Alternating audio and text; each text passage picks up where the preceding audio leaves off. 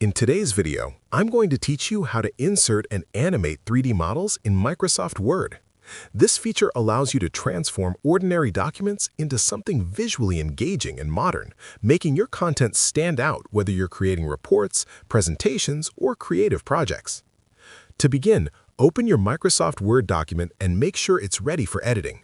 Once your file is open, look at the top menu and click on the Insert tab.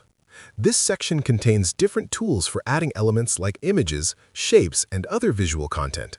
For this tutorial, focus on the option labeled 3D Models. After selecting 3D Models, a menu will appear giving you access to available model sources. You can browse through the built-in collection and choose a model that fits your content. Once you find the one you like, simply insert it into your document.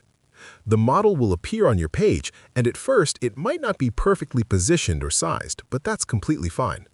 Click on the 3D model to activate its controls.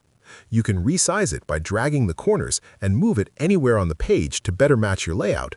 You'll also notice a rotation control, which allows you to adjust the angle of the object. This makes it easy to present the object from the most visually appealing perspective, depending on your document's design. Next, head over to the 3D Model tab that appears once the object is selected.